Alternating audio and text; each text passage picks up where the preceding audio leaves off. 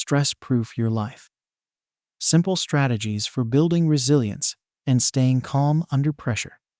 Written and published by MSE Boost. Chapter 1. Understanding stress.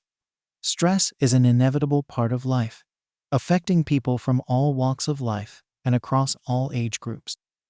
It is a natural response to challenging situations, whether they arise from personal relationships, work, or other aspects of daily life.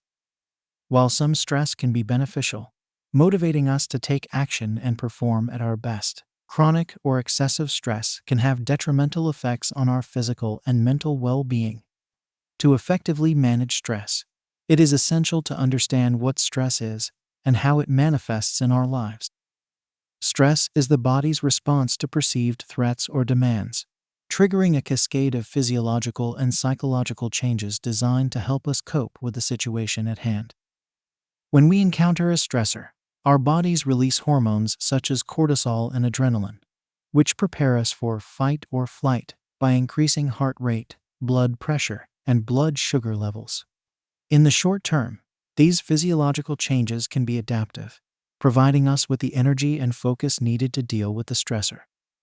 However, when stress becomes chronic or overwhelming, it can take a toll on our health and well-being. Prolonged exposure to stress hormones can weaken the immune system, making us more susceptible to illness and disease. It can also contribute to a range of physical and mental health problems, including anxiety, depression, digestive issues, headaches, and sleep disturbances. One of the most significant sources of stress in modern life is work-related stress. The demands of the workplace, such as tight deadlines, heavy workloads, and interpersonal conflicts, can create a constant state of tension and pressure.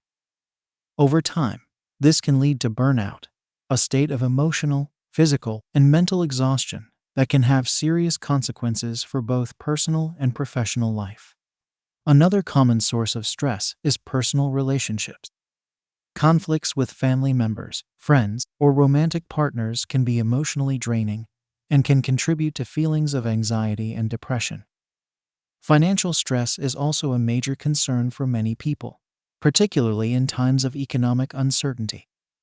The pressure to make ends meet, pay bills, and save for the future can be overwhelming and can lead to chronic stress and worry. To effectively manage stress, it is important to identify the specific sources of stress in your life and develop strategies for coping with them. This may involve making lifestyle changes, such as regular exercise, healthy eating, and getting enough sleep. It may also involve developing new coping skills, such as mindfulness, relaxation techniques, or time management strategies. One effective way to manage stress is to practice mindfulness, which involves being present and fully engaged in the moment, without judgment or distraction. Mindfulness can help you become more aware of your thoughts and emotions, and can provide a sense of calm and clarity in the face of stress. Simple mindfulness practices, such as deep breathing, meditation, or yoga, can be incorporated into daily life to help reduce stress and promote relaxation. Another important aspect of stress management is learning to set boundaries and say no when necessary. Many people feel pressured to take on more than they can handle, whether at work or in their personal lives. Learning to prioritize your own needs and well-being, and to communicate your limits clearly and assertively, can help reduce stress and prevent burnout. Building a strong support network is also crucial for managing stress. Surrounding yourself with supportive friends, family members, or colleagues can provide a sense of connection and belonging, and can offer a listening ear or practical assistance when needed. Seeking professional help, such as counseling or therapy, can also be beneficial for those struggling with chronic or severe stress. Stress is a complex and multifaceted issue that affects us all in different ways. By understanding the causes and effects of stress, and by developing effective coping strategies and support systems, we can learn to manage stress in a healthy and productive way. With practice and patience, it is possible to build resilience and cultivate a sense of calm and well-being, even in the face of life's challenges and demands. Chapter 2. Identifying your stress triggers. Stress triggers are unique to each individual, and identifying them is a crucial step in managing stress effectively. These triggers can be external, such as a demanding work environment or a difficult relationship, or internal, such as negative self-talk or perfectionism. By recognizing your personal stress triggers, you can develop targeted strategies to cope with them and reduce their impact on your life. One effective way to identify your stress triggers is to keep a stress journal. For a week or two, take note of the situations, people, or thoughts that cause you to feel stressed, anxious, or overwhelmed. Be as specific as possible, recording the date, time, and context of each stressful event. You may also want to rate the intensity of your stress on a scale of 1 to 10, with 1 being mild stress and 10 being severe stress. As you review your stress journal, look for patterns or common themes. Do certain people or situations consistently trigger stress for you? Are there specific times of day or week when you feel more stressed than others? By identifying these patterns, you can start to anticipate and prepare for potentially stressful situations. Another way to identify your stress triggers is to pay attention to your physical and emotional responses to stress. When you feel stressed, what physical sensations do you experience? Do you feel tension in your neck and shoulders, or do you experience headaches or digestive issues? Emotionally, do you feel irritable, anxious, or overwhelmed? By tuning into your body's signals, you can become more aware of your stress triggers and take steps to address them. It's also important to recognize that stress triggers can change over time. What caused you stress in the past may not be a significant trigger for you now, and new triggers may emerge as your life circumstances change. By regularly reassessing your stress triggers and adjusting your coping strategies accordingly, you can maintain a proactive approach to stress management. Once you have identified your stress triggers, the next step is to develop a plan for managing them. This may involve making lifestyle changes, such as improving your sleep habits or incorporating regular exercise into your routine. It may also involve developing new coping skills, such as deep breathing, progressive muscle relaxation, or cognitive reframing. Cognitive reframing involves challenging and reframing negative thoughts that contribute to stress. For example, if you tend to catastrophize or assume the worst in stressful situations, you can practice reframing those thoughts in a more realistic and balanced way. Instead of thinking, "I'll never be able to handle this," try reframing the thought as, "This is a challenging situation, but I have the skills and resources to cope with it." Another effective strategy for managing stress triggers is to set clear boundaries and communicate your needs assertively. If a particular person or situation consistently triggers stress for you, consider ways to limit your exposure or set boundaries around your interactions. This may involve saying no to unreasonable requests, delegating tasks to others, or taking breaks when needed. It's also important to prioritize self-care and engage in activities that promote relaxation and stress relief. This may include hobbies or interests that bring you joy and fulfillment, such as reading, gardening, or spending time in nature. Taking regular breaks throughout the day to stretch, breathe deeply, or engage in a brief meditation can also help reduce stress and improve focus. Managing stress triggers is an ongoing process that requires patience, self-awareness, and a willingness to adapt and try new strategies. It's important to remember that stress is a normal part of life, and that experiencing stress does not mean you are failing or weak. By identifying your stress triggers and developing effective coping strategies, you can build resilience and maintain a sense of well-being even in the face of life's challenges. Chapter 3: Mindfulness and Meditation. Mindfulness and meditation are powerful tools for reducing stress and promoting overall well-being. These practices involve cultivating a present moment awareness and a non-judgmental attitude towards one's thoughts, feelings, and sensations. By learning to observe and accept our inner experiences without getting caught up in them, we can develop greater emotional resilience and a sense of inner calm. Mindfulness is the practice of paying attention to the present moment with openness, curiosity, and acceptance. It involves tuning into our senses and observing our thoughts and feelings without trying to change or judge them. Mindfulness can be practiced in many ways, such as through formal meditation, yoga, or simply by bringing a present moment awareness to everyday activities like eating, walking, or doing chores. One of the key benefits of mindfulness is that it helps us develop a greater awareness of our automatic thought patterns and reactive tendencies. When we're stressed, we often get caught up in negative thinking loops or impulsive behaviors that can make the situation worse. By practicing mindfulness, we learn to recognize these patterns and create space between the trigger and our response, allowing us to choose a more skillful and adaptive way of coping.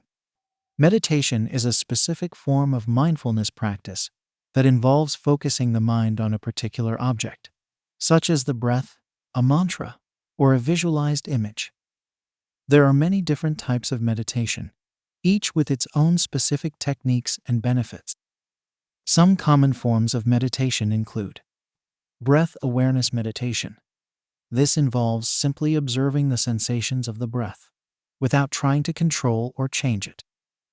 Whenever the mind wanders, the practice is to gently redirect attention back to the breath. Loving kindness meditation. This involves cultivating feelings of love, compassion, and goodwill towards oneself and others. It can be a powerful way to counteract negative self-talk and promote a greater sense of connection and empathy. Body scan meditation. This involves systematically focusing attention on different parts of the body, from the toes to the top of the head, and observing any sensations that arise without judgment. Visualization meditation. This involves creating a mental image of a peaceful or inspiring scene, and using the power of imagination to evoke positive emotions and a sense of calm. Regardless of the specific technique used, the key to effective meditation is consistent practice. Like any skill, mindfulness and meditation require regular training to develop and maintain. Many people find it helpful to set aside a specific time each day for meditation, even if it's just for a few minutes. Over time, as the practice becomes more familiar and comfortable, it can be extended for longer periods. It's important to approach mindfulness and meditation with patience and self-compassion. The mind is naturally prone to wandering, and it's normal to experience distractions, restlessness, or discomfort during practice. Rather than getting frustrated or discouraged, the key is to simply notice these experiences and gently bring the attention back to the chosen focus, without judgment or self-criticism. Incorporating mindfulness and meditation into daily life can have profound benefits for stress management and overall well-being. Research has shown that regular mindfulness practice can lead to reduced symptoms of anxiety and depression, improved focus and concentration, better sleep, and greater emotional regulation. It can also help cultivate a greater sense of self-awareness, empathy, and connection with others. Mindfulness and meditation are not a panacea for all of life's challenges, but they are valuable tools for navigating the ups and downs of daily life with greater ease and resilience. By developing a consistent practice and bringing a present moment awareness to our experiences, we can learn to respond to stress in a more skillful and adaptive way, and cultivate a greater sense of inner peace and well-being. Chapter 4. Breathwork for stress relief. Breathing is a fundamental aspect of life that we often take for granted, but it can also be a powerful tool for managing stress and promoting relaxation. When we're stressed, our breathing tends to become shallow, rapid, and irregular, which can exacerbate feelings of anxiety and tension. By intentionally changing our breathing patterns, we can activate the body's natural relaxation response and calm the mind and body. Breathwork refers to a variety of techniques that involve consciously controlling and manipulating the breath for therapeutic purposes. These techniques can range from simple deep breathing exercises to more complex pranayama practices from the yoga tradition. Regardless of the specific technique used, the goal of breathwork is to bring awareness to the breath and use it as an anchor for the mind. promoting a sense of grounding and presence. One of the most basic and effective breathwork techniques is diaphragmatic breathing, also known as belly breathing. This involves breathing deeply into the belly, allowing the diaphragm to expand and contract with each inhale and exhale. To practice diaphragmatic breathing, find a comfortable seated or lying down position and place one hand on the chest and the other on the belly. Inhale slowly and deeply through the nose, feeling the belly rise as the lungs fill with air. Exhale slowly through the mouth, feeling the belly fall as the lungs empty. Continue this pattern for several minutes, focusing on the sensations of the breath moving in and out of the body. Another simple breathwork technique is the 4-7-8 breath, which involves inhaling for a count of 4, holding the breath for a count of 7, and exhaling for a count of 8. This technique can be particularly helpful for calming the mind and body before sleep, as the extended exhale helps to activate the parasympathetic nervous system and promote relaxation. Box breathing is another effective technique for reducing stress and increasing focus. This involves inhaling for a count of 4, holding the breath for a count of 4, exhaling for a count of 4, and holding the breath for a count of 4 before starting the cycle again. This technique can be especially useful in high-pressure situations, such as before a job interview or public speaking engagement, as it helps to regulate the breath and calm the nerves. For those looking to explore more advanced breathwork techniques, pranayama practices from the yoga tradition can offer a wealth of options. Alternate nostril breathing, or nadi shodhana, involves using the fingers to alternately close off each nostril while breathing deeply and slowly. This technique is thought to balance the left and right hemispheres of the brain and promote a sense of calm and clarity. Kapalabhati, or skull shining breath, involves taking short, sharp exhales through the nose while engaging the abdominal muscles, followed by a passive inhale. This technique can be energizing and invigorating, making it a good choice for times when we need a boost of focus and motivation. Incorporating breathwork into a daily stress management routine can have significant benefits over time. Research has shown that regular breathwork practice can lead to reduced symptoms of anxiety and depression, improved sleep quality, increased heart rate variability, a marker of resilience to stress, and enhanced overall well-being. Even just a few minutes of conscious breathing each day can make a noticeable difference in how we feel and respond to stress. When starting a breathwork practice, it's important to approach it with patience and self-compassion. It's normal for the mind to wander, or for the breath to feel uncomfortable or unnatural at first. The key is to simply notice these experiences without judgment and gently bring the attention back to the breath. Over time, with consistent practice, the breath will begin to feel more natural and effortless, and the mind will become more settled and calm. Breathwork is a simple yet powerful tool for managing stress and promoting relaxation. By bringing awareness to the breath and using it as an anchor for the mind, we can cultivate a greater sense of presence, groundedness, and inner peace. Whether practicing simple deep breathing exercises or exploring more advanced pranayama techniques, the key is to find a practice that resonates and to approach it with consistency and self-compassion. With regular practice, breathwork can become a valuable addition to any stress management toolkit, helping us to navigate life's challenges with greater ease and resilience. Chapter 5. The Power of Positive Self-Talk. The inner dialogue we have with ourselves plays a significant role in shaping our thoughts, emotions, and behaviors.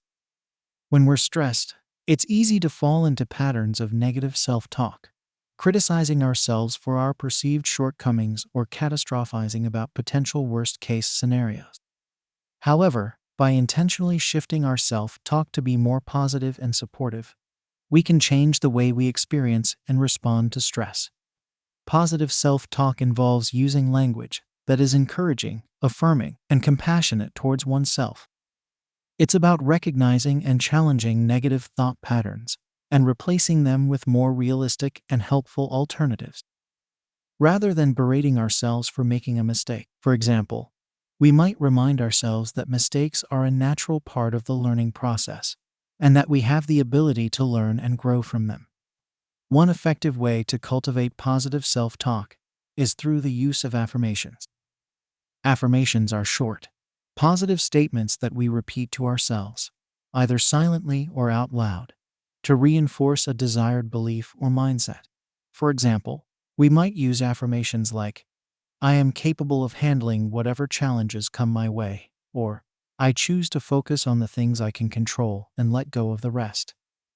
By regularly repeating these statements to ourselves, we begin to internalize them and shift our overall mindset in a more positive direction. It's important to note that positive self-talk isn't about denying or suppressing negative emotions or experiences. It's natural and normal to feel stressed, anxious, or frustrated at times, and trying to force ourselves to feel otherwise can actually be counterproductive. Instead, positive self-talk is about acknowledging and validating our feelings while also reframing them in a more balanced and empowering way. For example, instead of telling ourselves, "I can't handle this stress, I'm going to fail," we might reframe the thought as, "This is a challenging situation, but I have the skills and resources to cope with it." By acknowledging the reality of the stress while also reminding ourselves of our own resilience and capability, we can maintain a more grounded and proactive perspective. Another key aspect of positive self-talk is self-compassion. When we're stressed, it's easy to be hard on ourselves, holding ourselves to unrealistic standards or blaming ourselves for things beyond our control. Self-compassion involves treating ourselves with the same kindness, understanding, and forgiveness that we would extend to a good friend. It's about recognizing our shared humanity and the fact that everyone struggles and makes mistakes sometimes. Practicing self-compassion can be as simple as noticing when we're being self-critical and intentionally shifting our language to be more kind and supportive. For example, instead of telling ourselves, "I'm such an idiot for forgetting that deadline," we might say, "I made a mistake, but that doesn't define me as a person. I'll do my best to learn from it and move forward." By extending compassion to ourselves, we create a more nurturing and resilient inner environment that can better withstand the challenges of stress. Incorporating positive self-talk and self-compassion into our daily lives takes practice and patience. It's not about perfection or never having negative thoughts, but rather about developing a more balanced and supportive inner dialogue over time. Some find it helpful to keep a journal of positive affirmations, or to set aside dedicated time each day for practicing self-compassion exercises. With consistent effort, positive self-talk and self-compassion can become valuable tools in our stress management toolkit. They help us to reframe challenges as opportunities for growth, to maintain perspective in the face of adversity, and to treat ourselves with the kindness and understanding we deserve. When we change the way we talk to ourselves, we change the way we experience the world around us, becoming more resilient, empowered, and capable of handling whatever life throws our way. Chapter 6. Cognitive Restructuring. Our thoughts have a profound impact on our emotional well-being and our ability to manage stress effectively. When we're under pressure, it's common to fall into patterns of negative thinking, such as catastrophizing, overgeneralizing, or engaging in all-or-nothing thinking. These cognitive distortions can fuel feelings of anxiety, hopelessness, and overwhelm, making it difficult to cope with the challenges at hand. Cognitive restructuring is a powerful technique for identifying and challenging these negative thought patterns, allowing us to develop a more balanced and realistic perspective. The first step in cognitive restructuring is to become aware of our thoughts and how they impact our emotions and behaviors. This requires a willingness to turn inward and observe our mental chatter with curiosity and non-judgment. When we notice ourselves engaging in negative self-talk or rumination, we can begin to question the accuracy and helpfulness of these thoughts. One effective way to do this is through the use of thought records. A thought record is a tool for capturing and analyzing our thoughts in a structured way. It typically involves writing down the situation that triggered the negative thought, the thought itself, the emotions and physical sensations that accompanied the thought, and the behavior that resulted from it. By seeing our thoughts written out in black and white, we can gain some distance from them and begin to evaluate them more objectively. Once we've identified a negative thought pattern, the next step is to challenge it. This involves looking for evidence that supports or refutes the thought, considering alternative explanations, and generating more balanced and realistic thoughts to replace it. For example, if we find ourselves thinking, "I'll never be able to handle this stress," we might challenge that thought by reminding ourselves of past instances where we have successfully navigated stressful situations, or by reframing the thought as, "This is a challenging situation, but I have the skills and resources to cope with it." It's important to approach cognitive restructuring with a spirit of curiosity and self-compassion. Our negative thoughts are often deeply ingrained and can feel very real and convincing in the moment.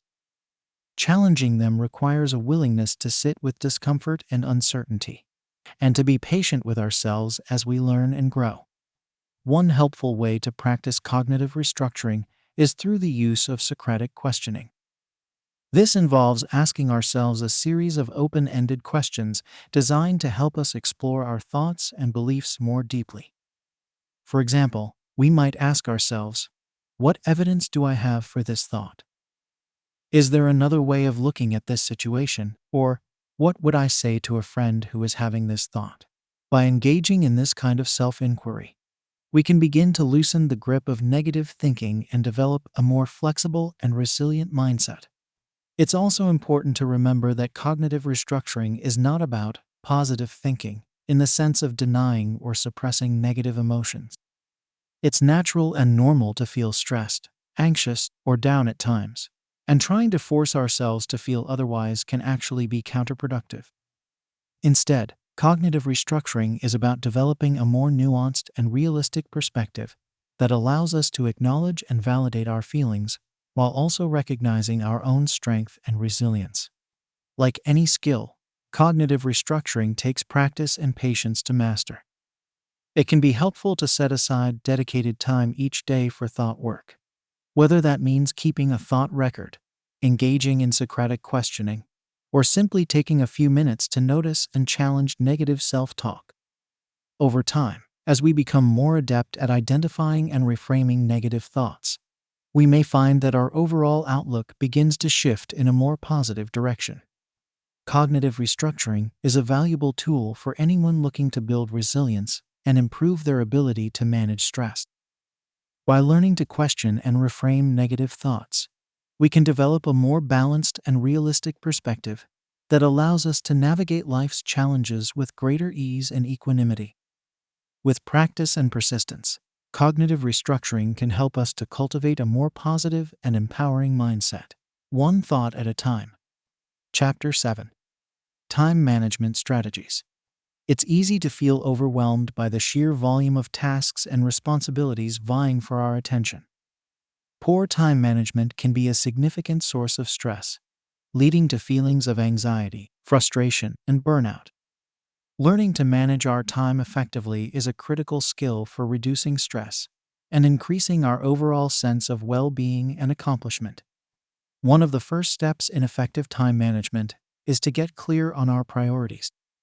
This means taking a step back and assessing what's truly important to us, both in terms of our personal and professional goals. What are the activities and relationships that we value most? What are the tasks and projects that will move us closer to our long-term objectives? By identifying our priorities, we can make more intentional choices about how we spend our time and energy. Once we've clarified our priorities, the next step is to create a plan for achieving them. This might involve breaking larger goals down into smaller, more manageable tasks, and creating a schedule or to-do list to keep ourselves on track. It can be helpful to use a planner or digital calendar to map out our days and weeks, blocking off time for specific activities and commitments. When creating a schedule, it's important to be realistic about how much we can accomplish in a given day or week. Overestimating our capacity can lead to feelings of pressure and overwhelm, while underestimating it can lead to procrastination and wasted time. One effective strategy is to use time blocking. which involves designating specific chunks of time for particular tasks or activities. For example, we might block off 2 hours in the morning for focused work on a high-priority project, followed by a half-hour break for exercise or relaxation. Another key aspect of effective time management is learning to say no to activities or commitments that don't align with our priorities. This can be challenging, especially if we're used to being people pleasers or if we feel pressure to take on more than we can handle. However, saying no is an essential skill for maintaining our boundaries and protecting our time and energy. It can be helpful to have a few polite but firm phrases at the ready, such as, "Thank you for thinking of me, but I don't have the bandwidth to take that on right now," or "I appreciate the offer, but I need to focus on my current commitments at this time." In addition to saying no, it's also important to minimize distractions and interruptions that can derail our productivity. This might involve setting boundaries around our availability, such as turning off notifications during focused work time or communicating our schedule to colleagues and family members. It can also be helpful to create a dedicated workspace that is free from clutter and other visual distractions, and to use tools like website blockers or noise-canceling headphones to minimize external interruptions. Of course, even with the best laid plans, unexpected challenges and setbacks are inevitable. When this happens, it's important to practice flexibility and self-compassion. This might mean adjusting our schedule or priorities as needed, or simply acknowledging that we're doing the best we can under difficult circumstances. It's also important to build in time for rest and relaxation, as chronic stress and burnout can quickly erode our productivity and well-being. Effective time management is a skill that requires ongoing practice and refinement. It's not about being perfect or achieving superhuman levels of productivity, but rather about finding a sustainable rhythm that allows us to make meaningful progress toward our goals while also taking care of ourselves and our relationships. By clarifying our priorities, creating a realistic plan, minimizing distractions, and practicing flexibility and self-compassion, we can develop a more intentional and empowered relationship with time and reduce the stress and overwhelm that can so easily consume us. Chapter 8. Boundary Setting for Stress Reduction. Boundaries play a crucial role in maintaining our well-being and reducing stress. Boundaries are the limits we set for ourselves and others, defining what we will and will not accept in terms of behavior, communication, and demands on our time and energy. When our boundaries are unclear or poorly enforced, we can quickly become overwhelmed, resentful, and burned out. Learning to set and maintain healthy boundaries is a powerful tool for managing stress and protecting our mental and emotional health. The first step in effective boundary setting is to get clear on our own needs and values. This means taking an honest look at what we require to feel safe, respected, and fulfilled in our relationships and interactions. What are our non-negotiables? What are the behaviors or situations that consistently drain or upset us? By identifying our own limits and preferences, we can begin to communicate them more effectively to others. It's important to recognize that setting boundaries can be challenging, especially if we're not used to asserting ourselves or if we fear disappointing others. Many of us have been conditioned to prioritize others' needs over our own, or to avoid conflict at all costs.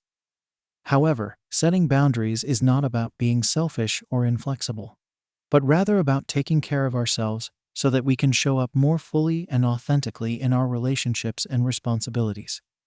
When communicating our boundaries to others, it's important to be clear, specific, and consistent. This means using I statements to express our own needs and feelings, rather than blaming or criticizing others. For example, instead of saying, "You always put too much on my plate," we might say, "I'm feeling overwhelmed with my current workload, and I need to focus on my top priorities right now." It can also be helpful to offer alternative solutions or compromises, while still holding firm to our core needs and values. Of course, setting boundaries is only half the battle. We also need to be prepared to enforce them when necessary. This means following through on the consequences we've communicated, even when it's uncomfortable or inconvenient. If we've told a coworker that we're not available for non-emergency calls after 6 p.m., for example, we need to be willing to let those calls go to voicemail and address them the next day. Consistency is key to building trust and respect in our relationships, and to reinforcing the importance of our own needs and well-being. It's also important to recognize that boundary setting is an ongoing process, not a one-time event. As our circumstances and relationships change over time, our boundaries may need to be renegotiated or adjusted. This requires a willingness to engage in ongoing self-reflection and communication, and to be flexible while still staying true to our core values and needs. In some cases, setting and enforcing boundaries may lead to conflict or pushback from others. This can be especially challenging in close relationships or in situations where there is a power imbalance, such as with a boss or family member. In these cases, it may be helpful to seek support from a trusted friend, therapist, or coach to strategize effective communication and coping strategies. It's also important to remember that we are not responsible for others' reactions to our boundaries, and that their discomfort or disappointment does not mean that our needs are invalid or unreasonable. Ultimately, boundary setting is a critical skill for managing stress and maintaining our well-being in a complex and demanding world. By getting clear on our own needs and values, communicating them clearly and consistently, and being willing to enforce them when necessary, we can create more space for the things that truly matter to us and build more authentic and fulfilling relationships with others. With practice and patience, boundary setting can become a powerful tool for reducing stress, increasing resilience, and living a more intentional and empowered life. Chapter 9. The importance of self-care. Self-care is a term that has gained increasing attention in recent years, and for good reason. In a world that often demands our constant attention and energy, taking time to prioritize our own needs and well-being is essential for managing stress and maintaining our physical, mental, and emotional health. However, for many of us, the concept of self-care can feel indulgent or selfish, as if we are neglecting our responsibilities or letting others down by taking time for ourselves. In reality, self-care is not a luxury, but a necessity and a powerful tool for reducing stress and increasing our resilience and effectiveness in all areas of life. At its core, self-care is about treating ourselves with kindness, compassion, and respect. It means recognizing that we are worthy of care and attention, and that our needs and desires matter. This can be a challenging shift for those of us who have been taught to prioritize others' needs over our own, or who have internalized the belief that self-sacrifice is a virtue. However, when we consistently neglect our own needs, we can quickly become depleted, resentful, and less able to show up fully for the people and responsibilities that matter most to us. So what does effective self-care look like in practice? The answer will vary depending on our individual needs, preferences, and circumstances. However, there are some key principles that can guide us in developing a self-care practice that works for us. The first is to approach self-care with intention and commitment. Rather than treating it as an afterthought or a reward for getting through a particularly challenging period, we need to prioritize self-care as an ongoing, non-negotiable part of our daily routine. This might mean setting aside dedicated time each day for activities that nourish and recharge us, such as exercise, meditation, reading, or creative pursuits. It might mean saying no to social invitations or work requests that drain our energy, and instead investing that time in restful or restorative activities. It might mean seeking out support from friends, family, or professionals when we are struggling, rather than trying to tough it out on our own. Self-care also means paying attention to our physical needs, such as getting enough sleep, eating nourishing foods, and staying hydrated. When we are stressed, it can be easy to neglect these basic needs in favor of quick fixes like caffeine or sugar. However, taking care of our bodies is essential for maintaining our energy, focus, and resilience in the face of stress. Another key aspect of self-care is learning to be present and mindful in our daily lives. When we are constantly rushing from one task to the next, or ruminating on past regrets or future worries, we can miss out on the simple joys and pleasures that can bring us a sense of calm and contentment.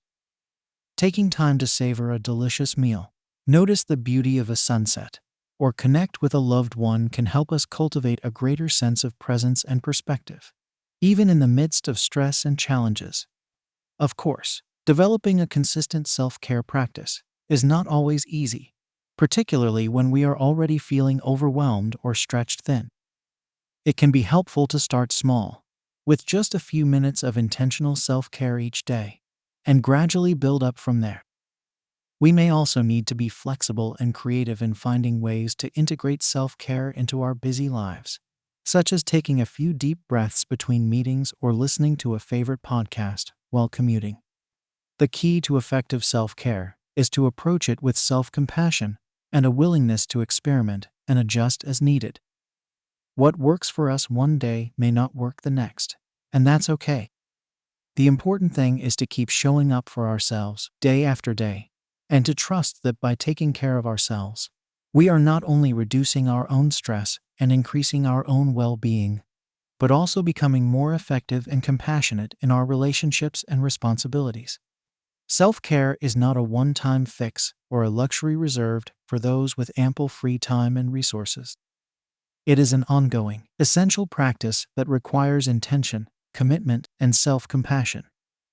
By prioritizing our own needs and well-being, we can build greater resilience, effectiveness, and joy in all areas of our lives, and become better equipped to handle the inevitable stresses and challenges that come our way.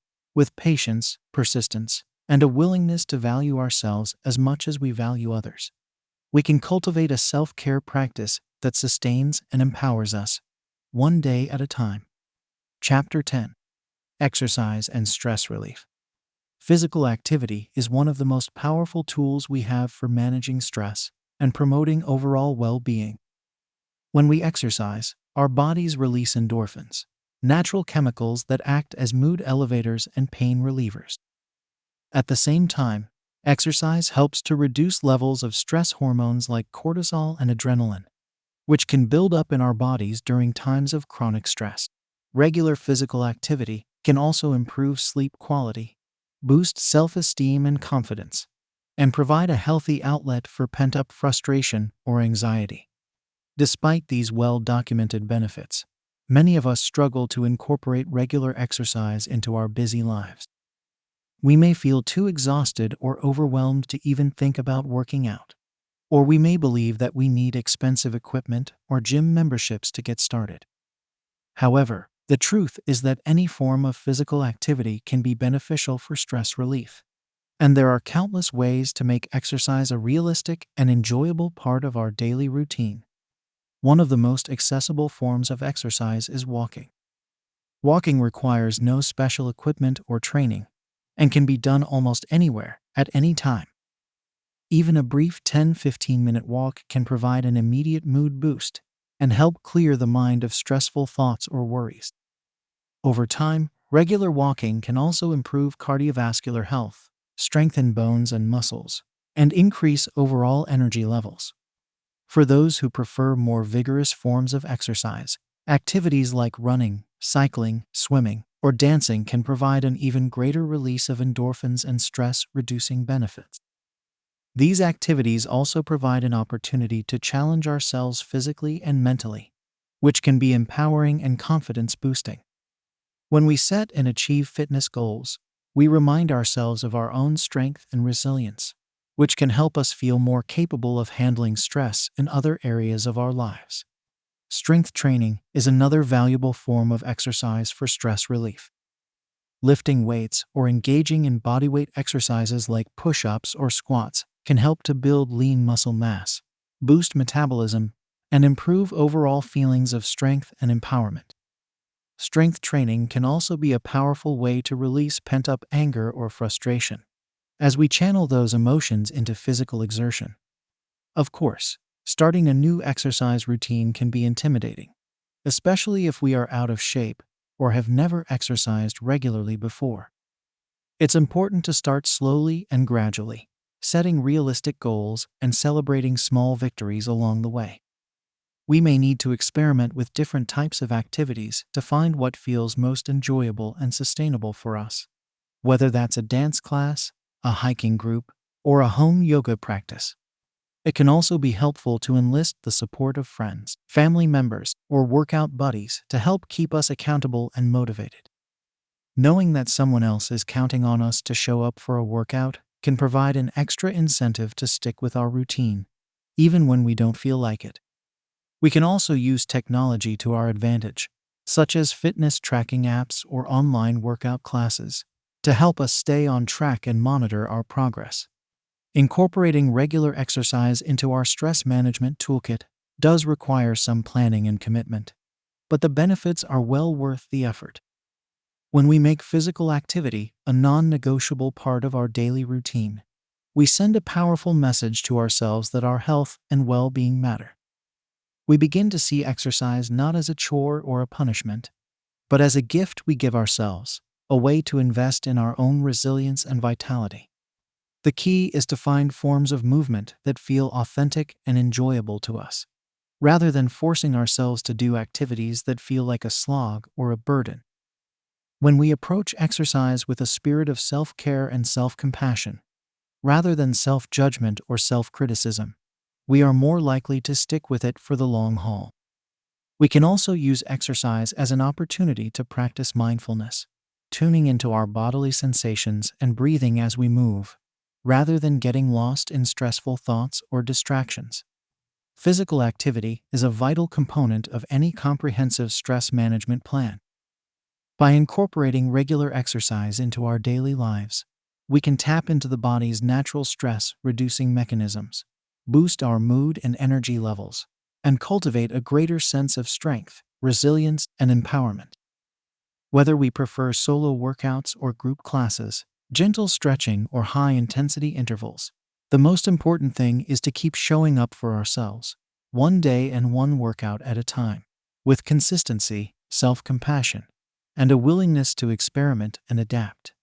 We can transform exercise from a dreaded chore into a powerful tool for stress relief and overall well-being. Chapter 11. Nutrition for Stress Resilience. The food we eat plays a significant role in our body's ability to cope with stress. When we are under stress, our bodies require more energy and nutrients to function optimally. However, it is common to turn to unhealthy comfort foods or skip meals altogether during times of stress, which can actually exacerbate feelings of anxiety and fatigue. By making intentional choices about what we put on our plate, we can support our bodies and minds in building resilience to stress. One of the most important nutrients for stress management is protein. Protein is essential for building and repairing tissues in the body, including the brain and nervous system. It also helps to stabilize blood sugar levels, which can prevent the energy crashes and mood swings that often accompany stress. Good sources of protein include lean meats, fish, eggs, beans, lentils, and nuts. Complex carbohydrates are another important component of a stress-resilient diet.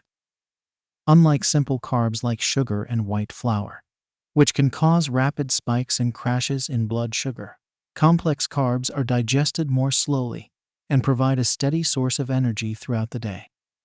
Good sources of complex carbs include whole grains, fruits, vegetables, and legumes. Healthy fats are also crucial for stress management. Omega-3 fatty acids, found in foods like salmon, walnuts, and flax seeds, have been shown to have anti-inflammatory effects in the body and may help to reduce symptoms of anxiety and depression. Monounsaturated fats, found in foods like avocados, olive oil, and nuts, can also help to reduce inflammation and support brain health. In addition to these macronutrients, certain vitamins and minerals are particularly important for stress resilience. Vitamin C, found in citrus fruits, berries, and leafy greens, is a powerful antioxidant that can help to protect cells from damage caused by stress. Magnesium, found in foods like spinach, almonds, and dark chocolate, helps to regulate the nervous system and may reduce symptoms of anxiety and insomnia. B vitamins, found in foods like whole grains, legumes, and lean meats, are essential for energy production and may help to improve mood and cognitive function. While it can be tempting to turn to caffeine and sugar for a quick energy boost during times of stress, these substances can actually make stress worse in the long run. Caffeine can increase feelings of anxiety and interfere with sleep, while sugar can cause rapid spikes and crashes in blood sugar that can leave us feeling irritable and fatigued. Instead, focus on staying hydrated with water and herbal teas, and choose natural sources of energy like fresh fruits and vegetables. It's also important to pay attention to how we eat, not just what we eat. Eating mindfully, without distractions like TV or social media, can help us tune into our body's hunger and fullness cues and avoid overeating or emotional eating. Taking the time to sit down and savor our meals, rather than eating on the go or in front of a screen, can also promote a sense of calm and relaxation. Meal planning and preparation can be a valuable tool for maintaining a stress-resilient diet, especially during busy or challenging times. Taking a few hours on the weekend to shop for healthy ingredients and prepare meals and snacks for the week ahead can save time and reduce the temptation to reach for less healthy options when stress levels are high. It's important to remember that perfection is not the goal when it comes to nutrition and stress management. It's okay to indulge in our favorite comfort foods from time to time, as long as we are making an effort to prioritize nutrient-dense, whole foods most of the time. The key is to approach our diet with a spirit of self-care and self-compassion, rather than self-judgment or deprivation. Nutrition is just one piece of the stress management puzzle, but it is an important one. By fueling our bodies with the nutrients they need to thrive, we can build greater resilience to stress and support our overall health and well-being. With a little planning, preparation, and mindfulness, we can make healthy eating a realistic and enjoyable part of our daily routine, even in the face of life's challenges and demands. Chapter 12. Sleep Hygiene for Stress Management. Sleep is a critical component of stress management that is often overlooked or undervalued. When we are well rested, we are better equipped to handle the challenges and demands of daily life with resilience and equanimity. However, when we are sleep deprived, even minor stressors can feel overwhelming, and our ability to think clearly, regulate our emotions, and make healthy choices is compromised. The term sleep hygiene refers to the habits and practices that promote consistent, high-quality sleep. Just as we practice good dental hygiene to maintain the health of our teeth and gums, practicing good sleep hygiene is essential for maintaining the health of our minds and bodies. One of the most important aspects of sleep hygiene is establishing a consistent sleep schedule. Our bodies thrive on regularity, and going to bed and waking up at the same time each day helps to regulate our internal clock and improve the quality of our sleep. Aim to establish a bedtime that allows for at least 7-9 hours of sleep each night, and stick to that schedule as closely as possible, even on weekends. Creating a sleep-conducive environment is also crucial for good sleep hygiene. The ideal sleep environment is cool, dark, and quiet. Invest in a comfortable mattress and pillows, and consider using blackout curtains or an eye mask to block out any light. If noise is a problem, try using earplugs or a white noise machine to drown out any disruptive sounds. In addition to creating a physical environment that promotes sleep, it's also important to create a mental and emotional environment that is conducive to relaxation. Avoid engaging in stimulating activities like work or exercise too close to bedtime, as these can make it harder to unwind and fall asleep. Instead, establish a calming bedtime routine that includes activities like reading, stretching, or meditation.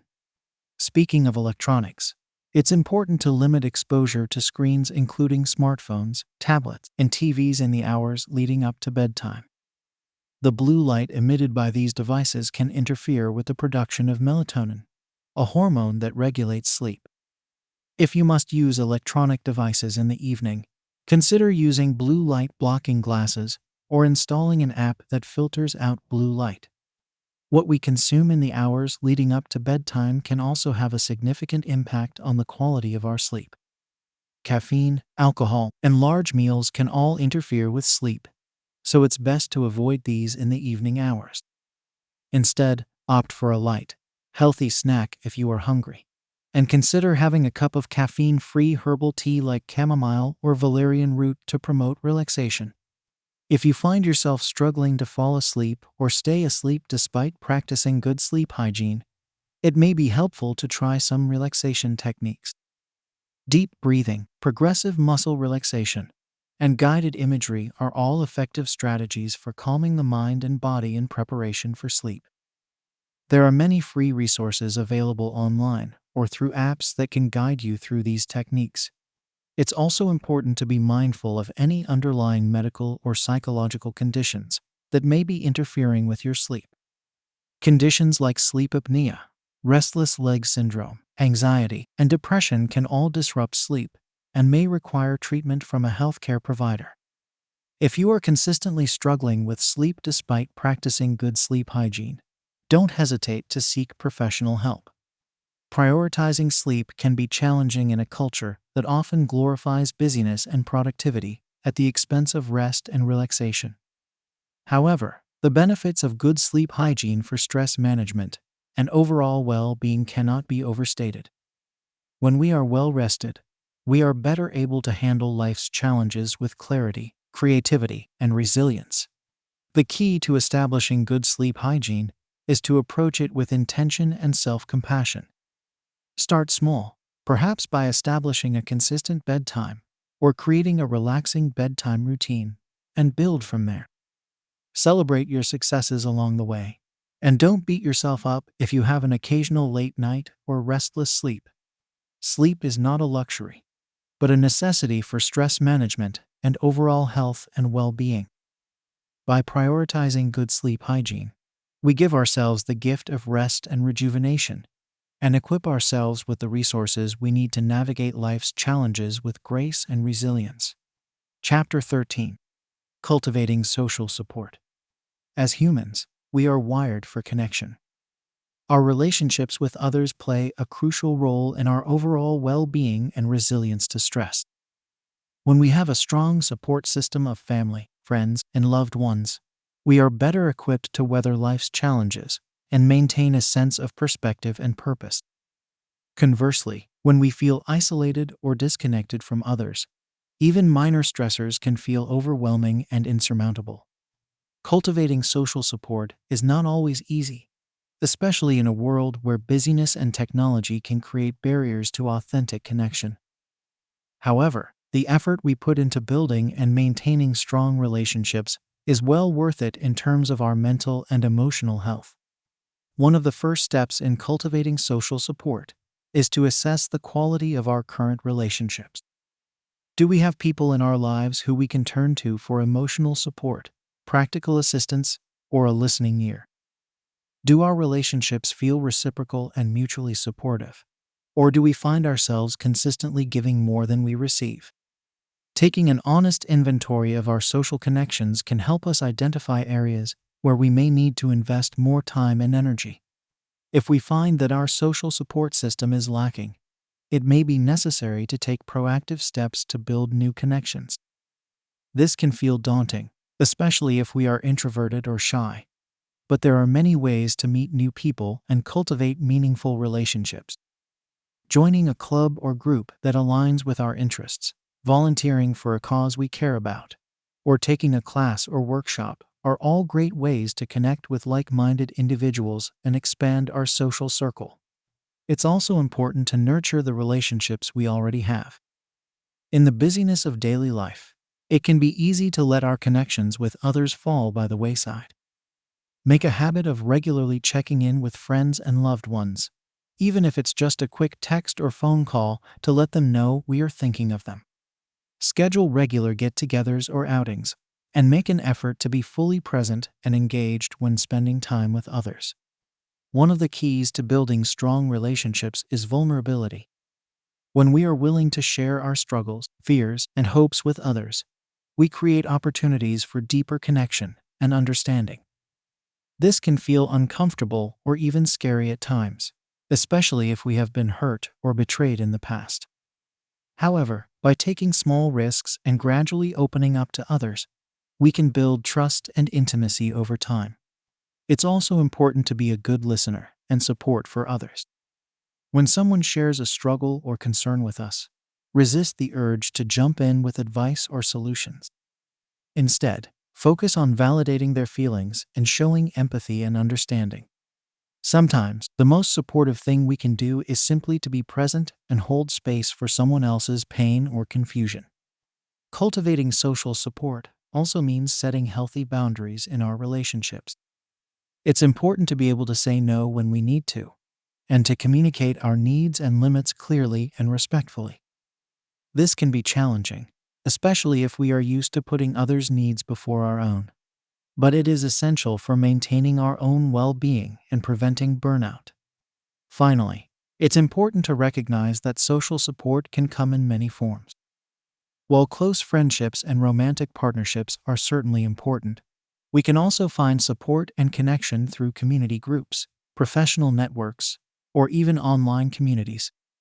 The key is to seek out relationships that feel authentic, reciprocal, and nourishing to our mind and spirit. Cultivating social support is a lifelong process that requires intentionality, vulnerability, and a willingness to prioritize our relationships. By investing time and energy into building and maintaining strong connections with others, we create a powerful buffer against the stresses and challenges of life. We remind ourselves that we are not alone, and that there is always someone who has our back, even in the darkest of times. The benefits of social support for stress management and overall well-being cannot be overstated. With a strong network of supportive relationships, we are better equipped to navigate life's ups and downs with resilience, courage, and grace. So let us prioritize the cultivation of authentic, nourishing connections, and watch as our capacity for joy, love, and stress resilience grows and flourishes over time. Chapter 14. Effective communication skills. Communication is a fundamental aspect of human interaction that plays a significant role in our personal and professional lives. The way we communicate with others can have a profound impact on our relationships, our sense of self, and our ability to navigate stressful situations. When we communicate effectively, we are better able to express our needs, set boundaries, and build strong, healthy relationships with others. On the other hand, poor communication skills can lead to misunderstandings, conflicts, and increased stress levels. One of the key components of effective communication is active listening. Active listening involves giving our full attention to the person speaking, without interrupting or formulating our response in our head. It means being present and engaged in the conversation, and showing genuine interest and empathy for the other person's perspective. When we listen actively, we are better able to understand and validate the other person's feelings, even if we don't necessarily agree with them. To practice active listening, start by minimizing distractions and giving the other person your undivided attention.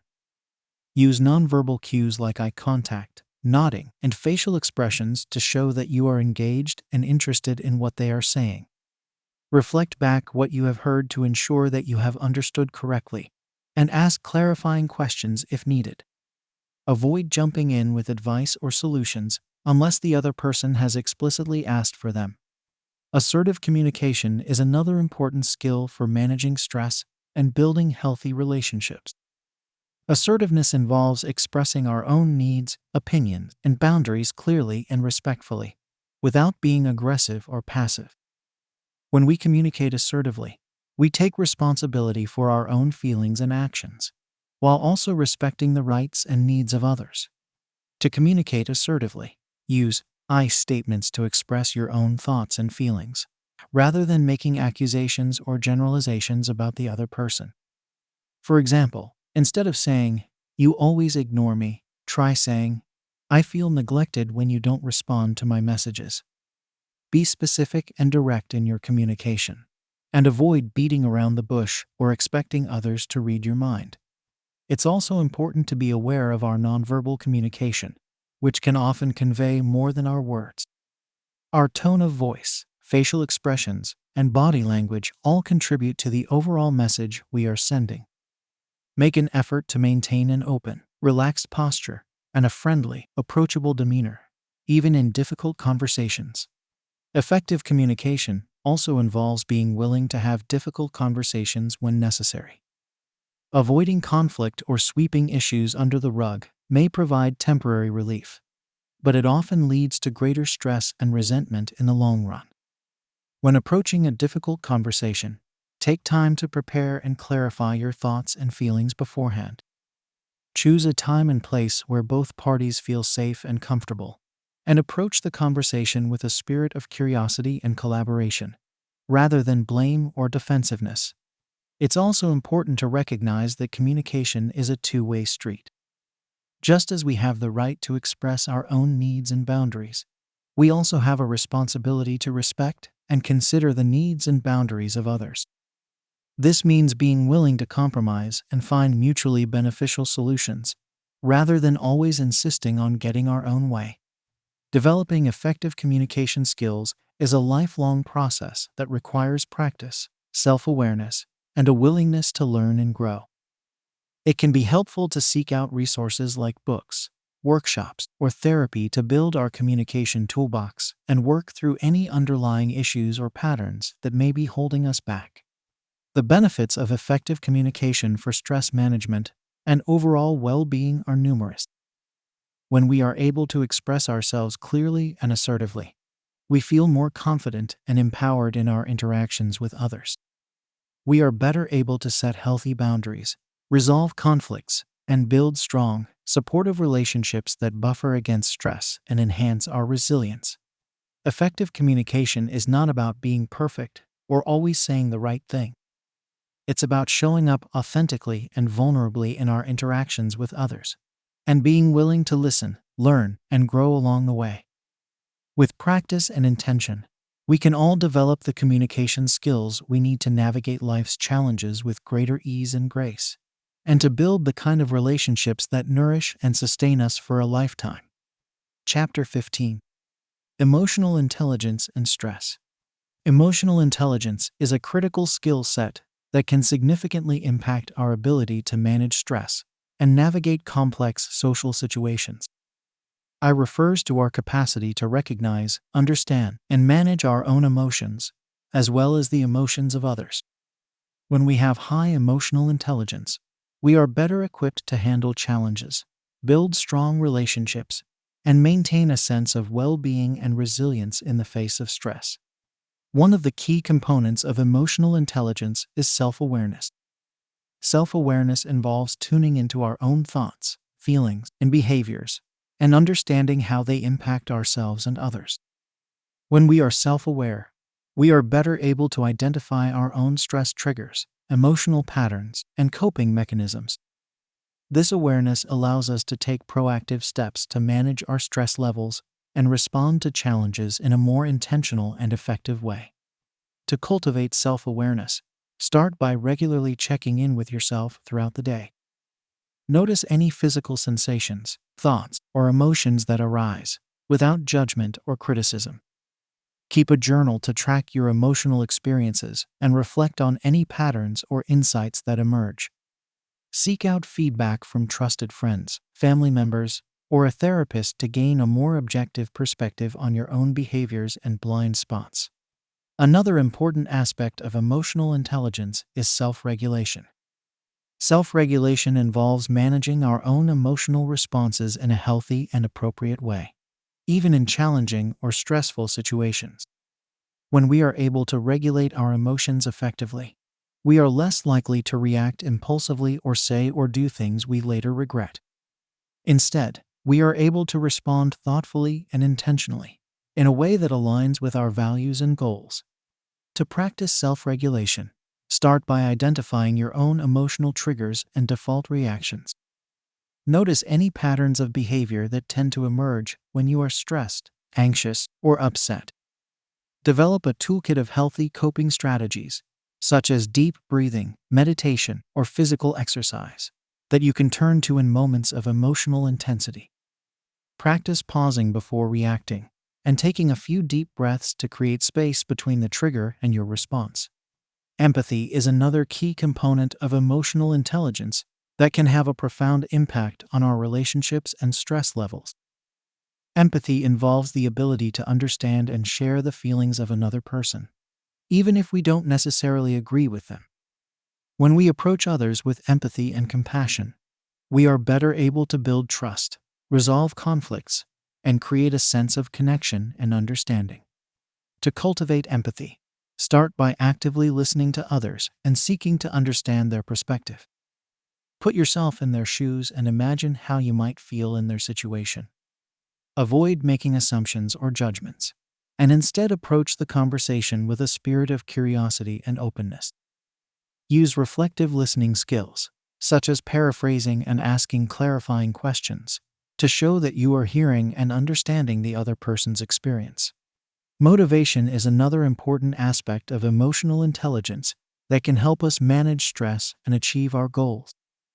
When we are intrinsically motivated, we are driven by a sense of purpose and passion, rather than external rewards or punishments. This type of motivation is more sustainable and fulfilling in the long run, and can help us persevere through challenges and setbacks. To tap into your own intrinsic motivation, start by clarifying your values and identifying the activities and pursuits that bring you a sense of joy and fulfillment. Set meaningful goals that align with your values, and break them down into smaller, manageable steps. Celebrate your progress along the way, and reframe setbacks as opportunities for learning and growth. Finally, social skills are a critical component of emotional intelligence that can help us build strong, supportive relationships and navigate complex social situations.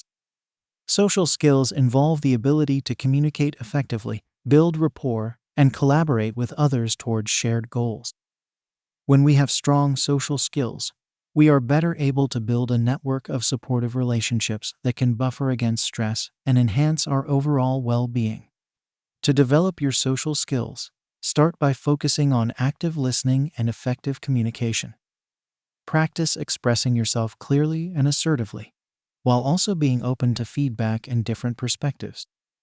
Seek out opportunities to collaborate and work towards shared goals, whether through volunteering, joining a club or group, or taking on a leadership role at work or in your community. Cultivating emotional intelligence is a lifelong process that requires ongoing self-reflection, practice, and growth. It involves developing a deep understanding of ourselves and others, and using that understanding to navigate the complexities of life with greater skill and resilience. By focusing on self-awareness, self-regulation, empathy, motivation, and social skills, we can enhance our ability to manage stress, build strong relationships, and thrive in the face of challenges. The benefits of emotional intelligence for stress management and overall well-being are vast and far-reaching. When we are emotionally intelligent, we are better able to navigate the ups and downs of life with grace, resilience, and purpose. We are able to communicate effectively, build strong relationships, and tap into our own inner resources to overcome obstacles and achieve our goals. Emotional intelligence is not a fixed trait, but a set of skills that can be developed and strengthened over time. By committing to ongoing self-reflection, learning, and growth, we can all enhance our emotional intelligence and build the kind of life that feels authentic, meaningful, and fulfilling. So let us approach this work with curiosity, compassion, and a willingness to embrace the full spectrum of our human experience, knowing that every challenge and every emotion is an opportunity for greater self-understanding and personal transformation. Chapter 16. Humor and Laughter Therapy. Laughter is a universal language that has the power to bring people together, lighten the mood, and provide a much-needed release from the stresses and strains of daily life. When we laugh, we not only feel better in the moment, but we also experience a range of physiological and psychological benefits that can enhance our overall well-being and resilience to stress. Humor and laughter therapy are powerful tools for stress management that can be easily incorporated into our daily lives, no matter our age, background, or life circumstances. At a physiological level, Laughter has been shown to boost the immune system, lower blood pressure, and release endorphins, the body's natural feel-good chemicals. When we laugh, we take in more oxygen, which stimulates our heart, lungs, and muscles, and increases the endorphins that are released by our brain. This can lead to a sense of euphoria and well-being, as well as a decrease in pain and stress levels. Laughter also has a profound impact on our mental and emotional well-being. It can help us shift our perspective on a situation, reframe negative thoughts, and find the absurdity or hilarity in even the most challenging circumstances. When we approach life with a sense of humor, we are better able to cope with stress, setbacks, and disappointments, and maintain a sense of resilience and optimism in the face of adversity. One of the most powerful benefits of humor and laughter therapy is their ability to create social connection and bonding. Laughter is contagious, and when we share a laugh with others, we create a sense of camaraderie, belonging, and shared experience that can be deeply fulfilling and stress-relieving. Whether it's through a funny movie, a joke with a friend, or a laughter yoga class, seeking out opportunities for shared laughter can be a powerful way to build social support and connection. To incorporate more humor and laughter into your life, start by seeking out sources of comedic relief that resonate with you. This might include watching stand-up comedy, reading humorous books or articles, or following funny social media accounts. Make a point of sharing funny stories, jokes, or memes with friends and loved ones, and encourage them to do the same. You can also practice finding the humor in everyday situations, even when things don't go as planned. When you find yourself feeling stressed or overwhelmed, ask yourself, what's the funniest thing about this situation? Or, how can I find the absurdity or irony in this moment? By shifting your perspective and looking for the humor in a situation, you can often diffuse tension and find a sense of levity and relief. Another way to incorporate humor and laughter into your life is through laughter yoga or laughter therapy. These practices involve intentional laughter exercises and techniques that can help you tap into the physiological and psychological benefits of laughter, even if you don't necessarily feel like laughing. Laughter yoga typically involves a series of breathing, stretching, and laughter exercises that can be done alone or in a group setting. To practice laughter yoga on your own, start by finding a comfortable, private space where you won't be disturbed. Begin with a few deep breaths, and then start to engage in laughter exercises, such as saying ha ha ha or he in an exaggerated, playful way.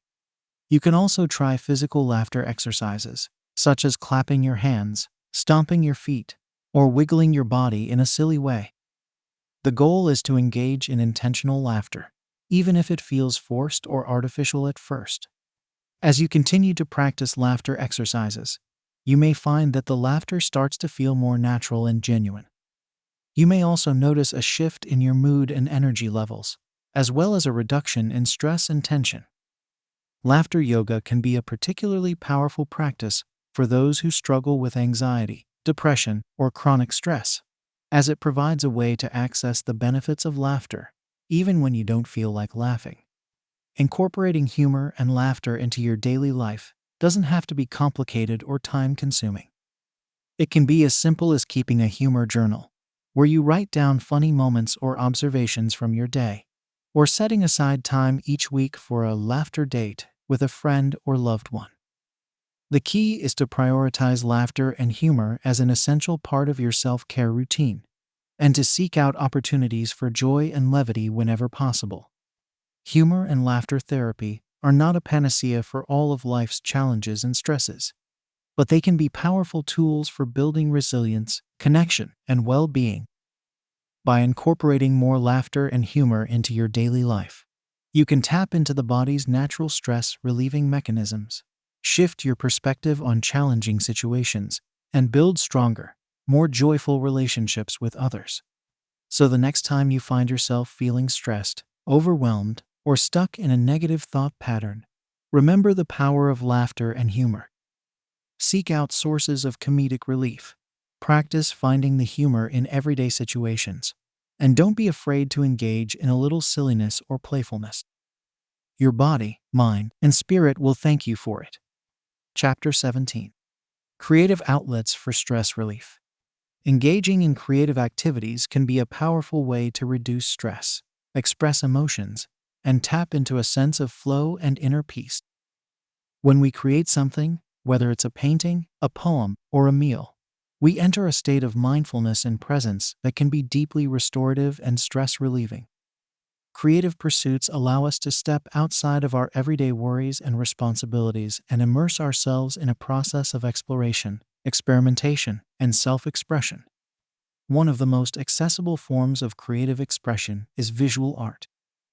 Drawing, painting, sculpting, or collaging can be a way to express emotions, work through challenges, or simply enjoy the sensory pleasure of working with colors, textures, and materials. You don't need to have any particular artistic skill or training to benefit from visual art. The process of creating is often more important than the end result. To get started with visual art as a stress relief practice, gather some basic supplies such as paper, pencils, markers, or paints. Set aside dedicated time and space for your creative practice, even if it's just a corner of your living room or a sketchbook that you carry with you. Begin by experimenting with different materials and techniques, and allow yourself to play and explore without judgment or expectation. Writing is another powerful form of creative expression that can be deeply therapeutic and stress relieving. Whether it's journaling, poetry, fiction, or memoir, writing allows us to process our thoughts and emotions, gain insight and clarity, and express ourselves in a safe and private way. Writing can also be a way to reframe challenges or struggles, find meaning and purpose, and cultivate a sense of resilience and growth. To incorporate writing into your stress relief practice, start by setting aside regular time for writing, even if it's just a few minutes a day. You might begin with a free write, where you set a timer and write continuously without stopping, editing, or censoring yourself. You can also try prompted writing exercises, such as responding to a particular question or theme, or writing from the perspective of a different character or persona. Music and sound can also be powerful tools for stress relief and creative expression. Listening to calming music or nature sounds can help to slow down the mind and body, reduce muscle tension, and promote feelings of relaxation and well-being. Playing a musical instrument, singing, or even humming or chanting can also be deeply therapeutic and stress relieving, as it engages both the mind and body in a rhythmic, meditative practice. To incorporate music and sound into your stress relief routine, create playlists of calming, uplifting, or energizing music that you can listen to throughout the day. Experiment with different genres and styles of music to find what resonates with you. If you play an instrument, set aside time for regular practice or improvisation sessions.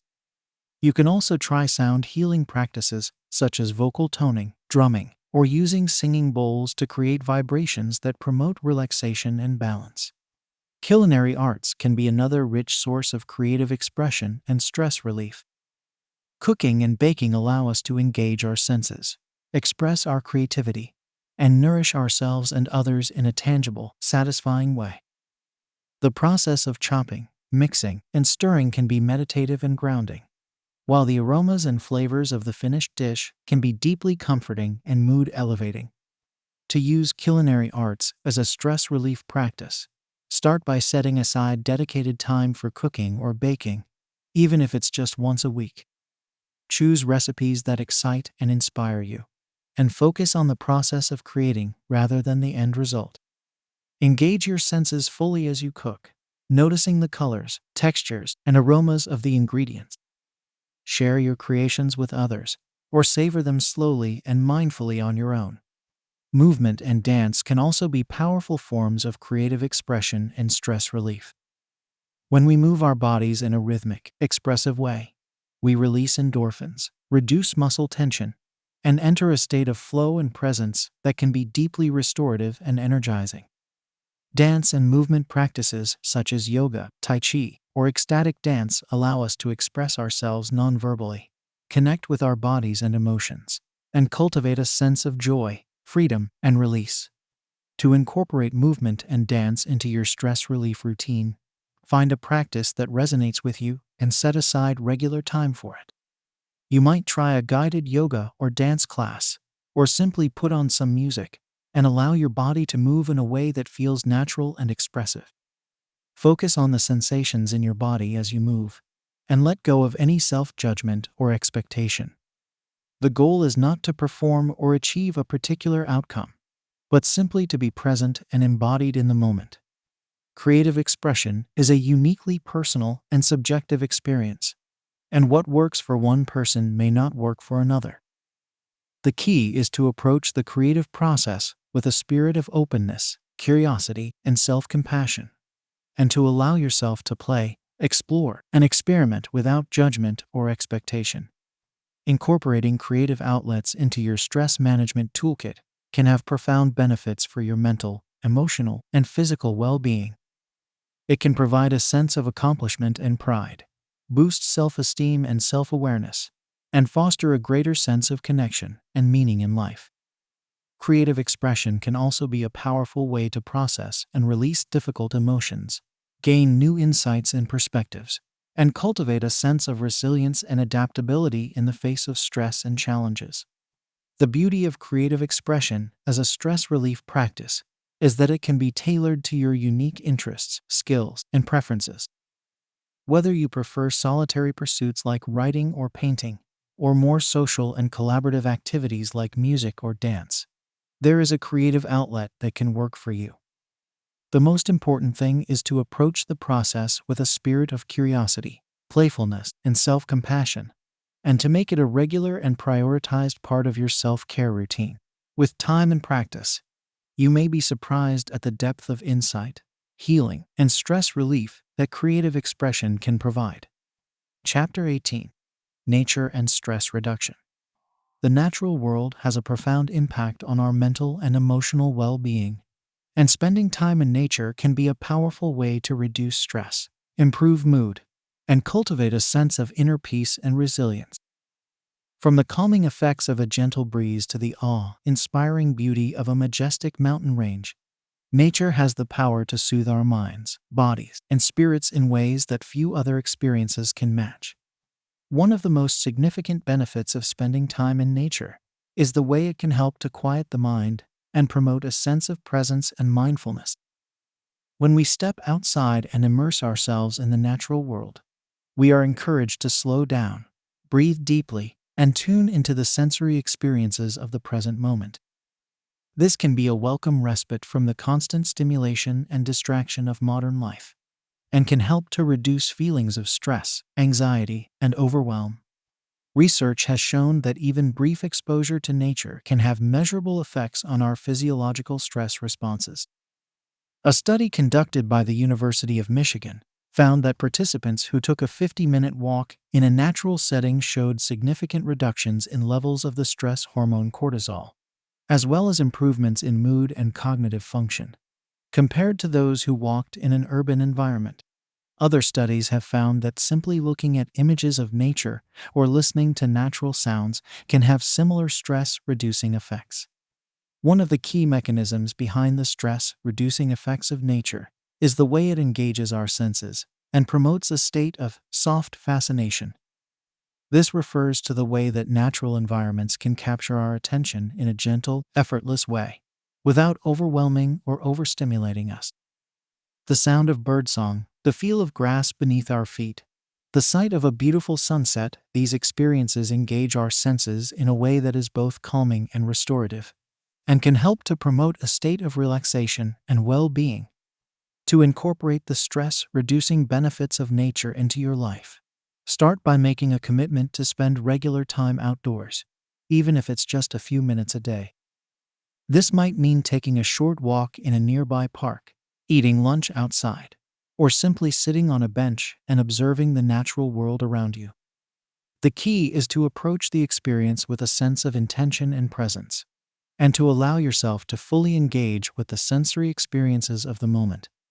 If you have access to more extensive natural environments, such as forests, mountains, or beaches, consider making regular trips to these areas for longer periods of nature immersion. Hiking, camping, or simply spending a day in nature can provide a deeper sense of connection and renewal, and can be a powerful way to recharge and reconnect with yourself and the world around you. Even if you live in an urban area with limited access to nature, there are still many ways to incorporate natural elements into your daily life. You might create a small garden or potted plant collection in your home or workplace, or seek out natural elements such as fountains, wood, or stone in your surroundings. Simply being in the presence of natural materials and textures can have a calming and grounding effect, and can help to create a sense of connection to the natural world. In addition to the passive benefits of being in nature, there are also many active ways to engage with the natural world for stress relief and well-being. Activities such as gardening, bird watching, or nature photography can be deeply engaging and rewarding, and can provide a sense of purpose and accomplishment that can be stress relieving in itself. These activities also encourage a sense of stewardship and care for the natural world, which can be a powerful source of meaning and fulfillment. Incorporating nature into your stress management toolkit doesn't have to be complicated or time-consuming. Simply making a commitment to spend regular time outdoors, or to bring natural elements into your daily life, can have profound benefits for your mental and emotional well-being. Whether it's a short walk in a park, a weekend camping trip, or a daily moment of appreciation for the natural world around you, the key is to approach the experience with intention, presence, and openness. The stress-reducing benefits of nature are not just a matter of personal well-being, but also a matter of planetary health and sustainability. As we face the challenges of climate change, habitat loss, and other environmental crises, cultivating a deeper sense of connection and care for the natural world is more important than ever. By incorporating nature into our daily lives and stress management practices, we not only support our own well-being, but also contribute to the health and resilience of the planet we call home. Spending time in nature is a simple yet powerful way to reduce stress, improve mood, and cultivate a sense of inner peace and connection. By making nature a regular and intentional part of our lives, we tap into a deep well of resilience and renewal that can sustain us through even the most challenging of times. So go outside, breathe deeply, and allow yourself to be nourished and restored by the beauty and wonder of the natural world around you. Chapter 19. Financial Stress Management. Money is a common source of stress for many people. Financial worries can keep us up at night, strain our relationships, and make us feel trapped in an endless cycle of anxiety and overwhelm. However, there are practical strategies we can use to manage financial stress and develop a greater sense of control and peace of mind around money matters. The first step in managing financial stress is to get clear on our current financial situation. This means taking an honest look at our income, expenses, debts, and assets, and creating a realistic budget that reflects our true financial picture. Many people avoid facing their finances head-on out of fear or denial, but this only compounds the problem in the long run. By facing our financial realities with courage and clarity, we can begin to make informed decisions and take proactive steps towards financial wellness. One of the most powerful tools for managing financial stress is creating an emergency fund. An emergency fund is a savings account that is specifically designated for unexpected expenses, such as car repairs, medical bills, or job loss. Having a cushion of savings can provide a great sense of security and peace of mind, knowing that we have a safety net in place for life's inevitable curveballs. Aim to save at least 3 to 6 months' worth of living expenses in your emergency fund, and make regular contributions to this account as part of your monthly budget. Another key strategy for managing financial stress is to be mindful of our spending habits. It's easy to fall into patterns of overspending or impulse buying, especially when we are feeling stressed or emotional. However, these habits can quickly derail our financial goals and add to our overall stress levels. To combat this, try practicing mindful spending. Before making a purchase, take a moment to pause and ask yourself whether this item is truly necessary or aligned with your values and goals. Consider whether there are alternative ways to meet the underlying need or desire, such as borrowing from a friend or finding a less expensive option. Developing a habit of gratitude and abundance can also be a powerful way to shift our mindset around money and reduce financial stress. When we focus on what we already have, rather than what we lack, we cultivate a sense of sufficiency and contentment that can be deeply calming and grounding. Try keeping a gratitude journal, where you write down 3 things you are thankful for each day, including both material and non-material blessings. This practice can help to reframe our perspective and remind us of the richness and fullness of our lives, even in the face of financial challenges. If you are struggling with significant debt, it's important to create a plan for paying it off in a manageable and sustainable way. This may involve consolidating your debts, negotiating with creditors, or working with a financial advisor or counselor to create a debt repayment plan. The key is to approach the process with a sense of empowerment and proactivity, rather than shame or avoidance. Remember that many people struggle with debt at some point in their lives, and there are resources and support available to help you get back on track. In addition to these practical strategies, it's also important to address the emotional and psychological aspects of financial stress.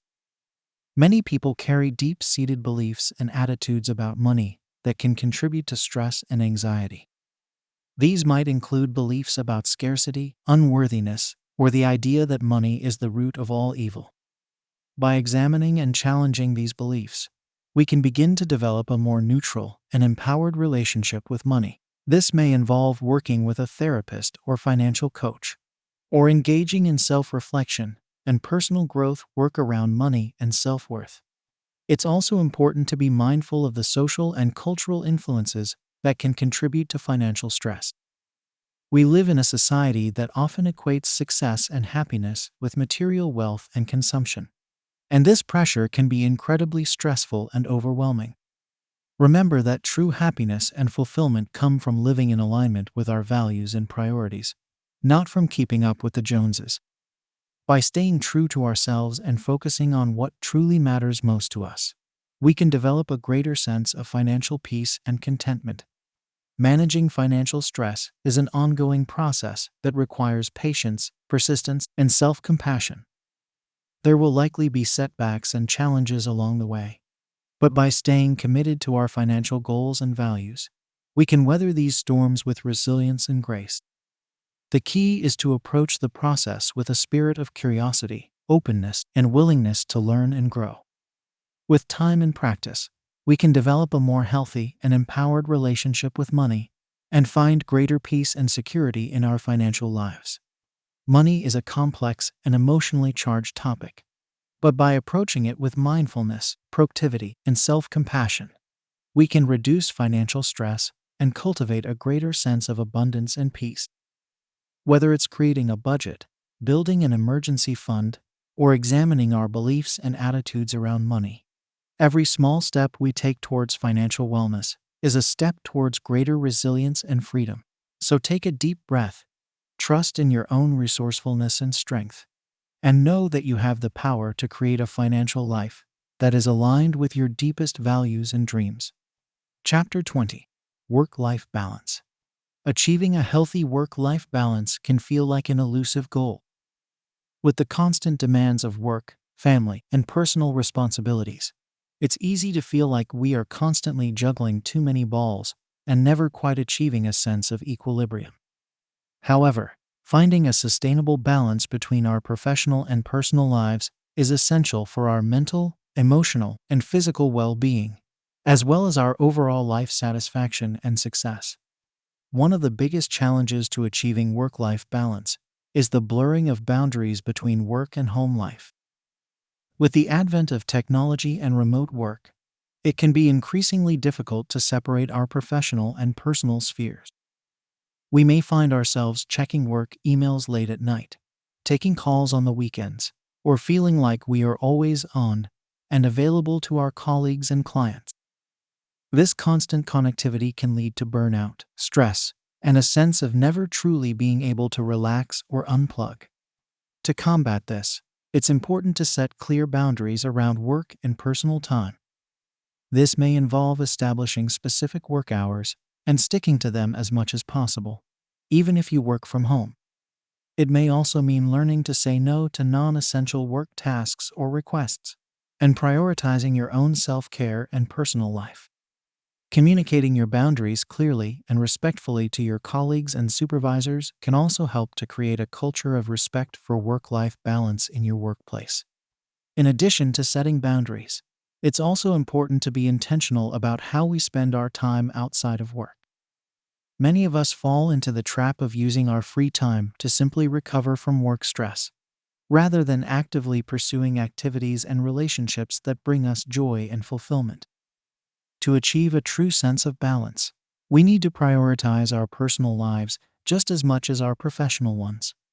This may involve scheduling regular self-care activities, such as exercise, meditation, or hobbies that allow us to recharge and unwind.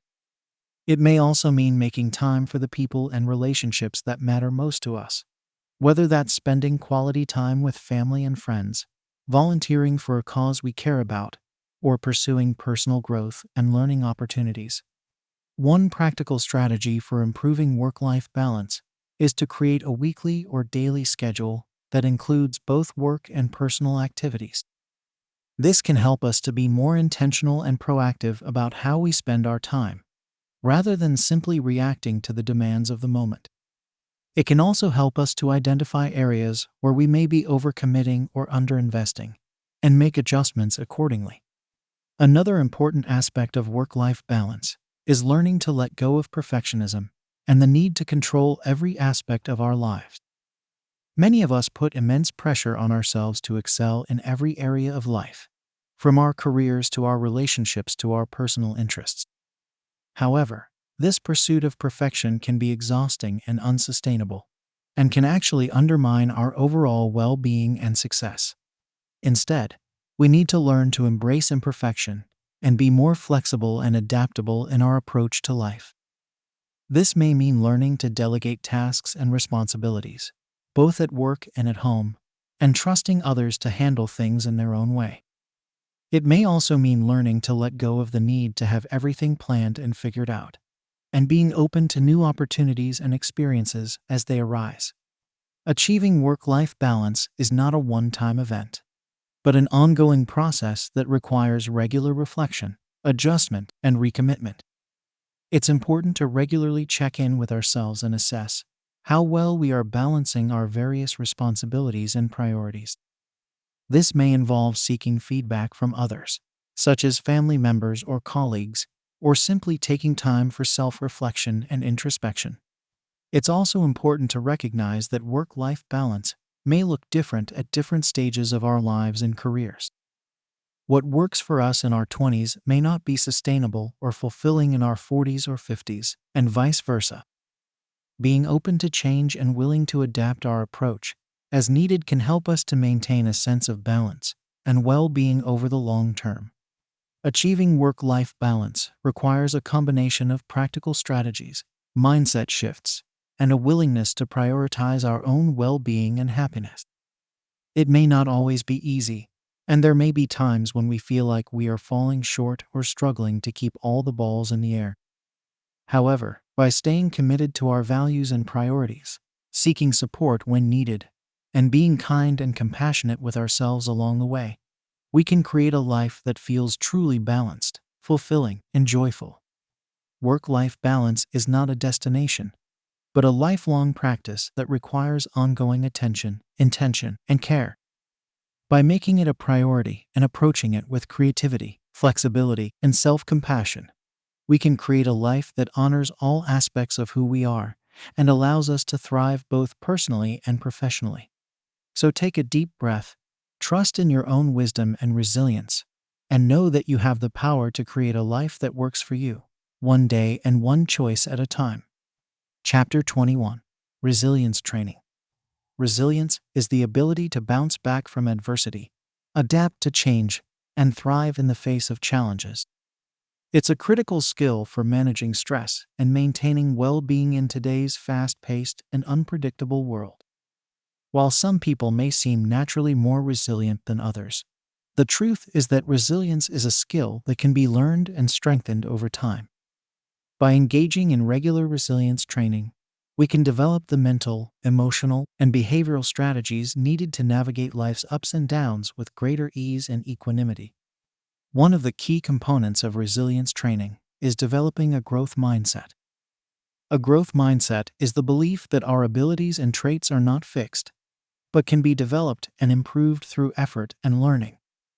When we approach challenges with a growth mindset, we are more likely to see them as opportunities for growth and learning, rather than as threats or failures. We are also more likely to persist in the face of setbacks and to see mistakes as valuable feedback rather than personal shortcomings. To cultivate a growth mindset, start by paying attention to your self-talk and inner dialogue. Notice when you are engaging in fixed mindset thinking, such as telling yourself, "I'm not good at this," or "I'll never be able to do that." Challenge these thoughts by reframing them in a more growth-oriented way, such as, "I'm not good at this yet, but I can improve with practice," or "This is a challenge, but I have the skills and resources to figure it out." Seek out feedback and mentorship from others who can help you identify areas for growth and provide support and encouragement along the way. Another important aspect of resilience training is developing a toolkit of coping strategies for managing stress and adversity. This may include techniques such as deep breathing, progressive muscle relaxation, or mindfulness meditation, which can help to calm the mind and body in moments of stress. It may also include cognitive strategies such as reframing negative thoughts, practicing gratitude, or using humor to lighten the mood. It's important to recognize that different coping strategies may work better for different people and situations. Some people may find that physical activity, such as running or yoga, helps them to manage stress and build resilience, while others may prefer more introspective practices, such as journaling or art making. Experiment with different strategies and pay attention to what works best for you, both in the moment and over the long term. Social support is another critical component of resilience training. Having a strong network of supportive relationships can provide a buffer against stress and adversity, and can help us to feel more connected and supported in times of need. This may include close friends and family members, as well as mentors, coaches, or therapists who can provide guidance and support. To build and maintain a strong support network, make an effort to cultivate positive relationships in your personal and professional life. This may involve reaching out to others for help and support when needed, as well as offering support and encouragement to others in return. Practice active listening and empathy, and seek out opportunities to connect with others through shared interests and activities. Self-care is also an essential component of resilience training. When we are stressed or overwhelmed, it can be easy to neglect our own needs and well-being in favor of other demands and responsibilities. However, taking care of ourselves physically, mentally, and emotionally is critical for maintaining resilience and preventing burnout. Self-care practices may include things like getting enough sleep, eating a healthy diet, and engaging in regular physical activity. It may also include taking breaks and setting boundaries around work and other commitments, and making time for activities that bring joy and relaxation, such as hobbies, social activities, or time in nature. Prioritizing self-care may require saying no to certain requests or demands, and learning to be more selfish in the service of our own well-being. It's important to approach resilience training with a spirit of self-compassion and patience. Building resilience is an ongoing process, and there will likely be setbacks and challenges along the way. Rather than beating ourselves up for not being resilient enough, we can practice self-kindness and recognize that everyone struggles at times. We can also celebrate our successes and progress, no matter how small, and use them as motivation to keep going. Resilience training can take many forms, from formal programs and workshops to more informal practices and habits. Some workplaces offer resilience training as part of their employee well-being initiatives, while others may bring in outside experts or consultants to provide training and support. There are also many self-guided resources available, such as books, podcasts, and online courses, that can help individuals develop their own resilience skills and strategies.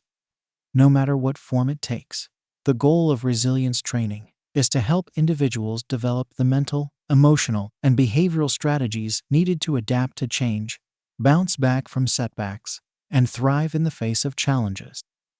It's about recognizing that we all have the capacity for resilience within us, and taking proactive steps to cultivate and strengthen that capacity over time. Resilience is not about being invincible or never experiencing stress or adversity. Rather, it's about having the tools and strategies to manage those experiences in a healthy and productive way, and to emerge from them stronger and more adaptable. With regular practice and commitment, resilience training can help us to develop greater confidence, flexibility, and inner strength, and to approach life's challenges with a sense of curiosity, creativity, and hope.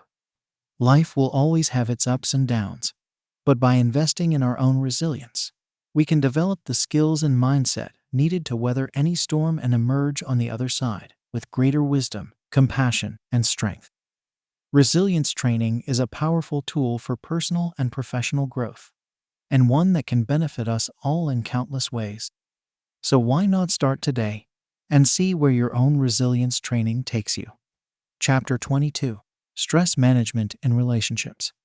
Relationships are an essential part of our lives, providing us with love, support, and companionship.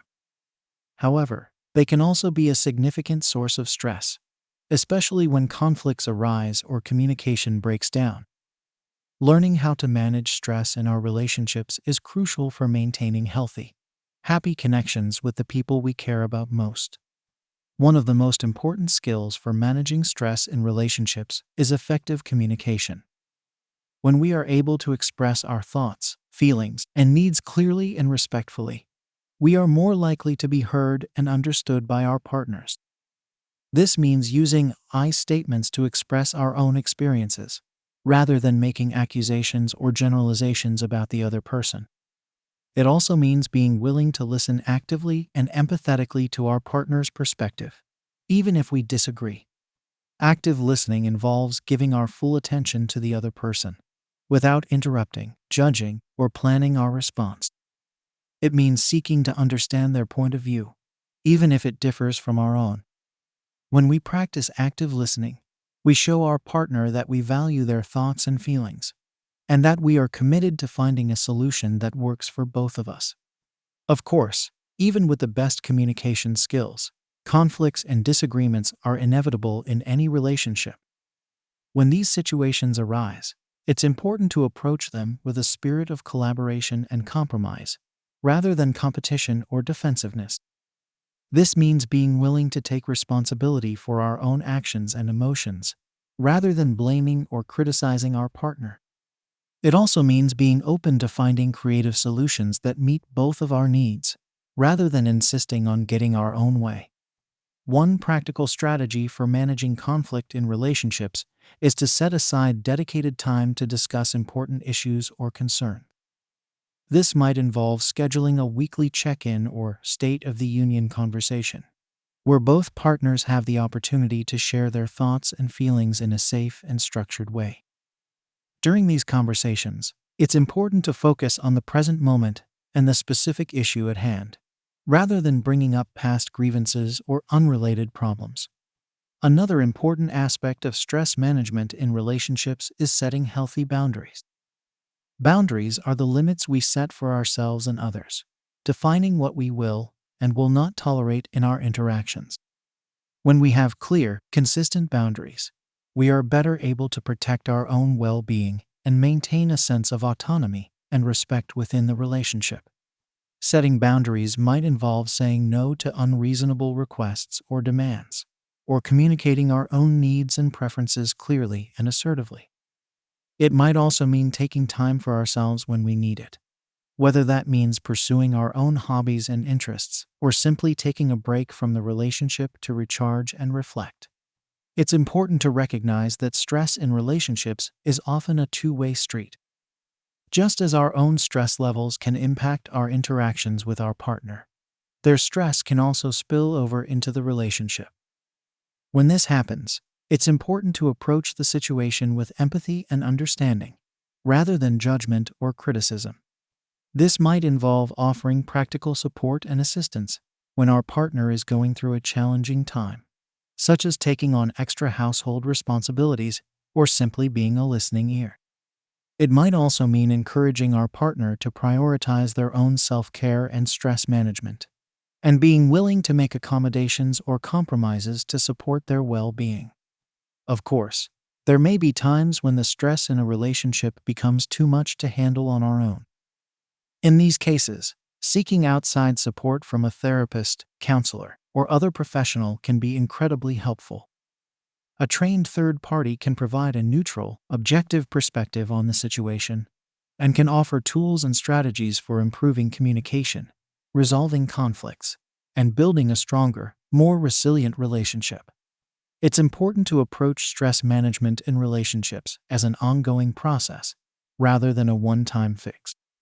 Just like any other aspect of our lives, our relationships require regular attention, care, and maintenance to thrive. This means being willing to have difficult conversations, to apologize and make amends when necessary, and to continuously work on improving our own communication and coping skills. At the same time, it's important to recognize that not all relationships are healthy or sustainable in the long run. Sometimes, despite our best efforts, a relationship may be causing us more stress and harm than good.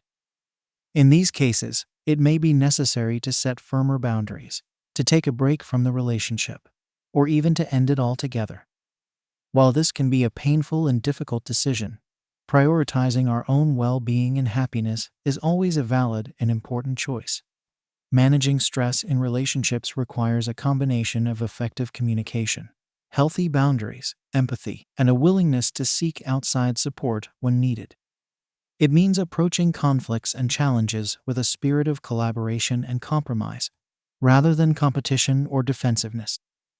Most importantly, it means prioritizing our own well-being and happiness, and being willing to make difficult decisions when necessary to protect ourselves and our own peace of mind. With practice, patience, and a commitment to ongoing growth and self-reflection, we can all learn to manage stress in our relationships more effectively. We can build stronger, more resilient connections with the people we love, and create a sense of mutual support, respect, and joy that sustains us through life's ups and downs. So let us approach our relationships with curiosity, compassion, and a willingness to do the hard work of stress management for ourselves, for our partners, and for the health and happiness of our most cherished connections. Chapter 23: Technology and Stress. The digital age has brought about tremendous advancements and conveniences, but it has also introduced new sources of stress and anxiety. From the constant ping of notifications to the pressure to be available 24/7, technology can often feel like a double-edged sword. Learning how to manage our relationship with technology is crucial for reducing stress and maintaining a sense of balance and well-being in the modern world. One of the biggest challenges of technology is the way it can blur the boundaries between work and personal life. With the ability to check email, respond to messages, and access work files from anywhere at any time, it can be difficult to fully disconnect and unwind. This constant connectivity can lead to feelings of burnout, overwhelm, and the sense that we are always on call. To combat this, it's important to set clear boundaries around our use of technology, especially when it comes to work. This might involve establishing specific work hours and sticking to them as much as possible, even if we are working remotely. It might also mean setting aside designated, tech-free times, such as during meals or before bed, where we put away our devices and focus on being present with ourselves and others. Another source of technology-related stress is the constant barrage of information and stimuli that we are exposed to on a daily basis. From social media feeds to news alerts to the endless stream of emails and messages, it can be easy to feel overwhelmed and mentally fatigued by the sheer volume of input we are expected to process and respond to. One way to manage this is to be more intentional and selective about the information we consume. This might involve curating our social media feeds to focus on positive, uplifting content, or setting limits on the amount of time we spend scrolling through news or other media. It might also mean being more discerning about the emails and messages we respond to, and learning to let go of the pressure to be constantly available and responsive. Of course, completely disconnecting from technology is not always realistic or desirable. Many of us rely on technology for work, communication, and other important aspects of our lives. The key is to find a balance that allows us to use technology in a way that supports our well-being rather than detracts from it. One practical strategy is to use technology itself to support our stress management efforts. There are countless apps and tools available that can help us to manage our time, prioritize our tasks, and even practice mindfulness and relaxation. From meditation apps to productivity trackers to digital journals, there are many ways to harness the power of technology for good. It's also important to be mindful of the physical impact of technology on our bodies. Spending long hours sitting in front of a computer screen or hunched over a smartphone can lead to eye strain, neck and back pain, and other physical discomforts. Taking regular breaks to stretch, move around, and rest our eyes can help to mitigate these effects and promote overall physical well-being.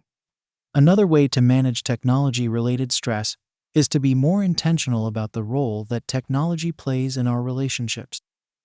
While social media and other digital tools can be a great way to stay connected with friends and loved ones, they can also create a sense of distance or superficiality in our interactions. Making an effort to prioritize face-to-face communication, or even just picking up the phone for a voice call instead of sending a text, can help to foster deeper, more meaningful connections. It's also important to recognize that our relationship with technology is deeply personal and can vary widely from person to person.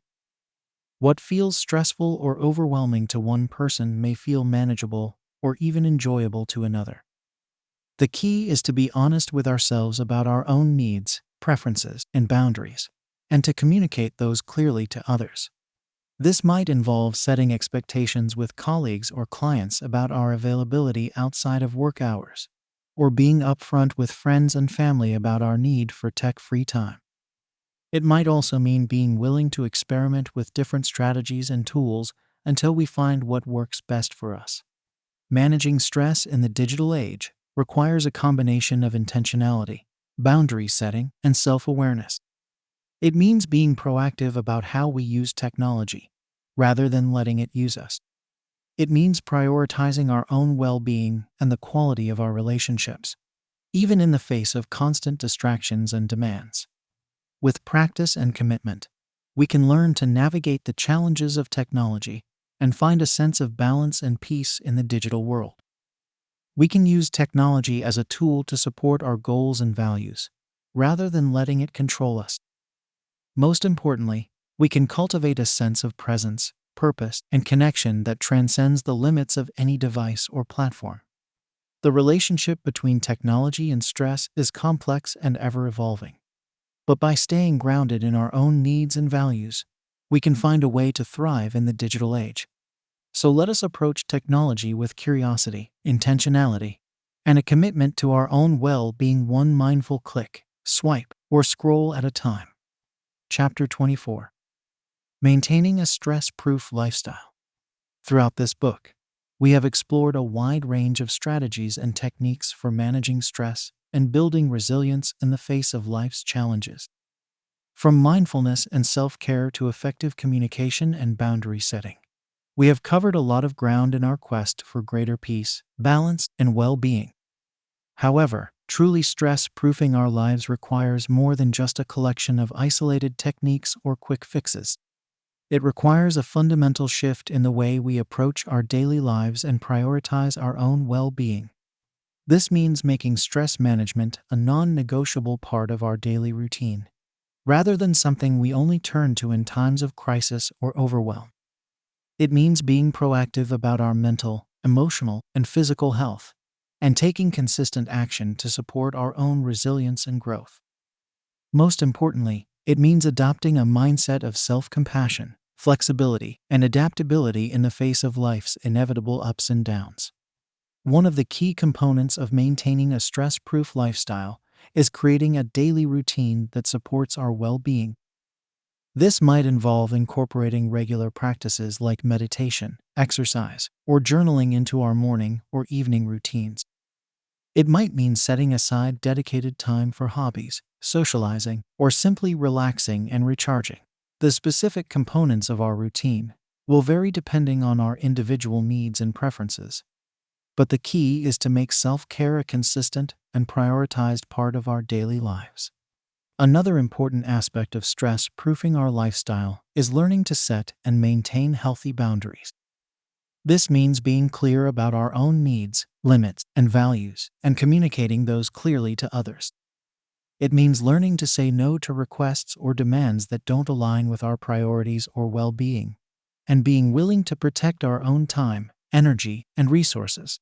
Setting boundaries can be challenging, especially if we are used to putting others' needs before our own. But it is an essential skill for managing stress and preventing burnout. Cultivating a strong support system is another crucial component of a stress-proof lifestyle. Having a network of trusted friends, family members, or professionals who we can turn to for support, guidance, and encouragement can make a world of difference in our ability to cope with stress and challenges. This might involve regularly reaching out to loved ones, joining a support group or community, or seeking the help of a therapist or coach.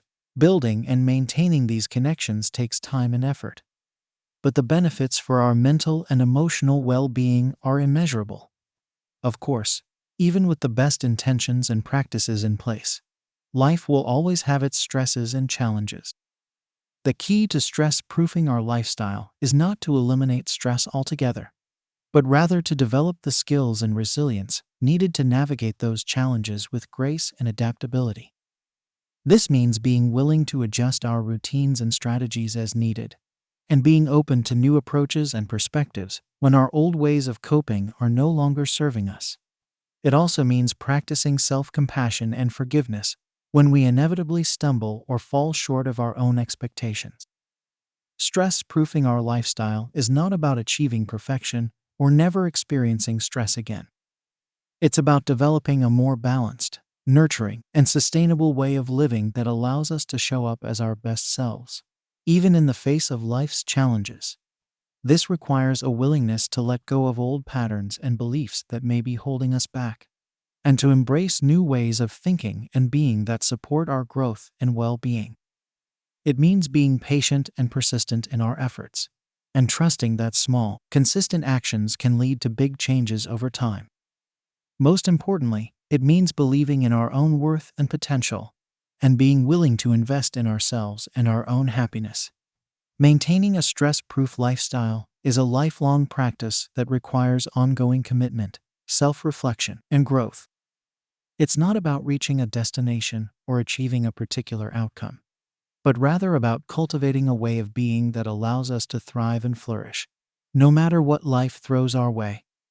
With the strategies, insights, and tools we have explored throughout this book, we have everything we need to begin this transformative work. The journey towards a stress-proof lifestyle is a deeply personal one, and will look different for each of us. What matters most is that we approach it with curiosity, compassion, and a willingness to experiment and learn. We must be willing to let go of the idea that stress is something to be avoided or eliminated, and instead embrace it as an opportunity for growth, resilience, and self-discovery. As we continue on this path, we may face setbacks, challenges, and moments of doubt. But with each step forward, we are building the strength, wisdom, and resilience needed to weather any storm. We are discovering our own innate capacity for joy, peace, and purpose, and learning to trust in the journey itself. So let us move forward with courage, compassion, and a commitment to our own well-being. Let us create a lifestyle that nourishes our mind, body, and spirit, and allows us to show up fully and authentically in the world. And let us never forget that the power to stress-proof our lives lies within us, waiting to be unleashed with every breath, every choice, and every moment of self-love and self-care. The journey continues, and we are ready for whatever lies ahead.